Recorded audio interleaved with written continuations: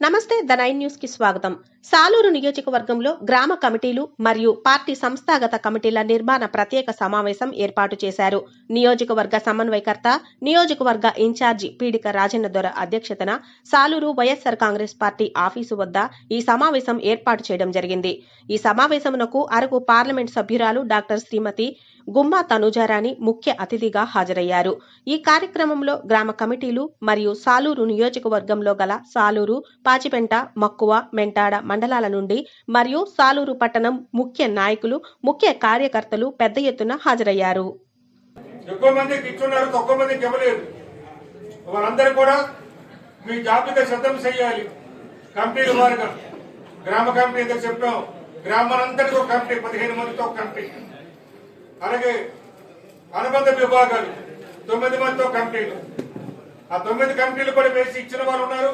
ఫోటోలు ఇవ్వాలి, ఆ ఫోటోలు ఇవ్వాల్సి ఉంటుంది అనమాట. కొంతమంది అవి కూడా ఇవ్వని వారు ఉన్నారు. ఈ విధంగా మనం మాట పడకుండా ఉండాలి అంటే మరి ఇప్పటికైనా మీరు దయచేసి ప్రతి ఒక్కరు కూడా ఈ కార్యక్రమాన్ని మరి విజయవంతం చేయడానికి కృషి చేయవలసిన బాధ్యత మీ అందరి మీద ఉన్నది. అలాగే వార్డు కమిటీలు కూడా అంతే. వార్డు కమిటీలు ఇక్కడే మున్సిపల్ చైర్పర్సన్ గారు ఉన్నారు, పార్టీ అధ్యక్షులు ఉన్నారు, ఇప్పుడు మొత్తం అందరూ కౌన్సిలర్లు పెద్దలందరూ ఉన్నారు. ఇక్కడ 9 అనుబంధ విభాగాలు. ఆ అనుబంధ విభాగాలు ఏమిటంటే అనుబంధ విభాగాలతో పాటు 9 అనుబంధ విభాగం, ఎస్సీ అనుబంధ విభాగం అంటే 9 మంది ఉంటారు ఎస్సీలు. అలాగే ఎస్టీ అనుబంధ విభాగం 9 మంది ఎస్టీలు ఉండాలి. అలాగే బీసీ అనుబంధ విభాగం 9 మంది బీసీలు ఉండాలి. యువజన అనుబంధ విభాగం 9 మంది యువజనులు ఉండాలి. విద్యార్థి అంటే స్టూడెంట్ల అనుబంధ విభాగం వాళ్ళు కూడా 9 మంది ఉండాలి. అలాగే మహిళా అనుబంధ విభాగం 2014 నుండి 2019లో ఎలాంటి జగనన్న అయితే చూసారో అలాంటి జగనన్న ఇప్పుడు రాబోయే 2029లో కూడా అట్లాంటి జగనన్నే మీరు చూస్తారని చెప్పి ఈ సందర్భంగా మేము మీకు హామీ ఇస్తున్నాం. అదే విధంగా ఈరోజు మనకు కేవలం 11 సీట్లు మాత్రమే వచ్చాయి. కానీ జగనన్న ఏ ఒక్క కార్యక్రమానికి వెళ్ళినా, ఎక్కడికి వెళ్ళినా కూడా ప్రజల నుండి వచ్చిన ఆదరణ మనం అందరూ చూసాం. అలానే 164 సీట్లు వచ్చి ముఖ్యమంత్రి అయ్యి రాష్ట్రంలో ప్రజలు ఎంత ఇంపార్టెన్స్ ఇస్తున్నారు, ఎంత గౌరవం ఇస్తున్నారో కూడా మనందరూ కళ్ళారా చూసాం. ఈరోజు 11 సీట్లు గెలిచిన మనిషి 164 సీట్లు గెలిచి ముఖ్యమంత్రిగా ఉండి 17 మెడికల్ కాలేజ్ ని ప్రైవేటైజేషన్ చేస్తానని టెండర్లకి పిలిస్తే 11 సీట్లు గెలిచిన వ్యక్తి మాస్ వార్నింగ్ ఇస్తే ఒక్కరు కూడా టెండర్ గుర్తుపెట్టుకోవాల్సింది ఒకటి, మనకి 11 సీట్లు అయి ఉండొచ్చు, కానీ మనం ఒక డేరింగ్ అండ్ డాషింగ్ లీడర్ వెనుక ఉన్నామని చెప్పి మనందరం గుర్తుపెట్టుకోవాలి.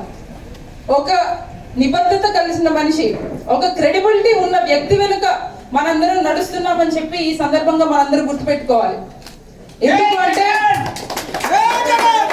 ఎంతో మంది ముఖ్యమంత్రులు ముందొచ్చారు, తర్వాత రావచ్చు, కానీ 2019 నుండి 2024 వరకు రాష్ట్రంలో ఎలాంటి పనులు జరిగాయి, ఎలాంటి అభివృద్ధి జరిగింది, ఎన్నెన్ని విప్లవాత్మక చేంజెస్ జరిగాయి అన్నది మనందరికీ తెలిసిందే.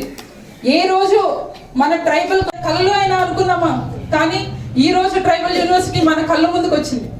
ఇట్లాంటి ఒక నాయకుడు వెనుక నడిచాము అని అంటే తరతరాలు చెప్పుకోవాలి, ఆ నాయకుడు వెనుక మనం ఉన్నాము అని చెప్పి.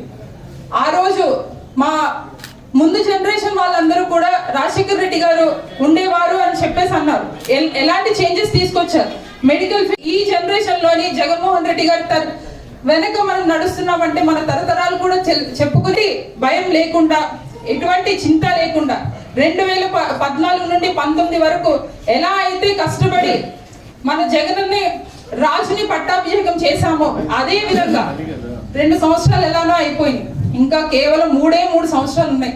3 సంవత్సరాలు ఈ కమిటీలు వేసుకున్న ఎలాంటి ప్రజల వెనుక ఉంటూ ప్రజలకు ఎలాంటి అన్యాయం జరుగుతుందో ఇవన్నీ ముందుకు తీసుకుని వచ్చి జగనన్నను మళ్ళీ ముఖ్యమంత్రిని చేసి ఈ సాలూరు నియోజకవర్గంలో మళ్ళీ దొరగారిని ఎమ్మెల్యే చేసి మళ్ళీ మంత్రిని చేసే బాధ్యత మీ అందరి మీద ఉందని చెప్పి సందర్భంగా తెలియజేస్తున్నాను.